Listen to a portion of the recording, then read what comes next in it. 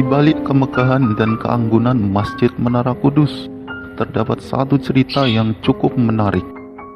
Konon, tak banyak penguasa, pejabat, atau politisi, atau orang-orang yang memiliki kekuatan khusus yang mau singgah ke masjid ini atau berziarah ke makam Sang Sunan.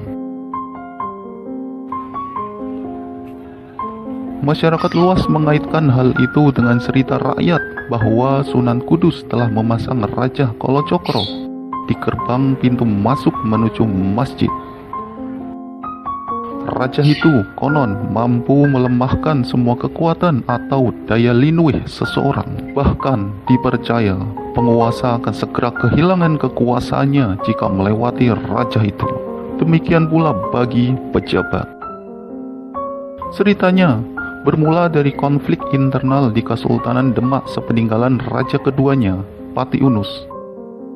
Penerus tahta berikutnya yaitu Sultan Trenggono tidak sepenuhnya didukung oleh kalangan internal, sehingga terus terjadi gejolak dan pemberontakan. Bahkan terjadi banyak konspirasi untuk menghabisi sejumlah pangeran yang berhak atas tahta. Puncak perseteruan terjadi pada masa akhir Kesultanan Demak ketika Hadiwijoyo, sang menantu Trenggono, menyatakan diri sebagai penerus sultan dan memindahkan pusat pemerintahan ke daerah Pajang, Solo. Perlawanan datang dari Aryo Penangsang, anak dari Raden Kikin Surowiyoto, yang dibunuh pada konspirasi kenaikan tahta Trenggono. Surowiyoto harusnya lebih berhak atas tahta. Karenanya Aryo Penangsang sebagai anak laki-lakinya merasa jauh lebih berhak menjadi sultan dibanding menantu Trenggono itu. Pada situasi politik yang sangat panas itulah kedua belah pihak datang ke Panti Kudus, pesantren milik Kanjeng Sunan Kudus, untuk meminta nasihat kepada Sang Sunan. Di masa itu Kanjeng Sunan Kudus adalah ulama yang sangat disegani di kalangan lingkungan kerajaan Demak.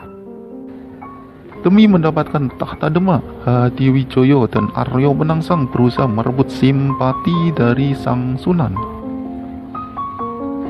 Sunan Kudus rupanya menghendaki semua dikembalikan dari nol. Jika ingin mencari solusi dari konflik panas ini, semua harus menanggalkan posisi politik, jabatan, ataupun kekuasaannya masing-masing. Karena itulah beliau memasang Raja Kalacakra untuk menihilkan semua kekuatan, kedikdayaan, dan kekuasaan kedua pihak yang berseteru itu. Raja itu dipasang di pintu masuk Panti Kudus, sehingga siapapun yang masuk dan melewatinya akan terkena daya dari raja yang dipasang oleh Sang Sunan yang terkenal kesaktiannya itu. Sunan Kudus membuat Raja Kalacakra diletakkan di gerbang masuk Menara Kudus. Siapapun yang melewati akan kehilangan kadikdayaan. Diharapkan Hadiwijayalah yang melewati raja itu. Ternyata dia menyusup lewat jalan lain. Justru Aryo Penangsanglah yang lalai dan melewati gerbang tersebut.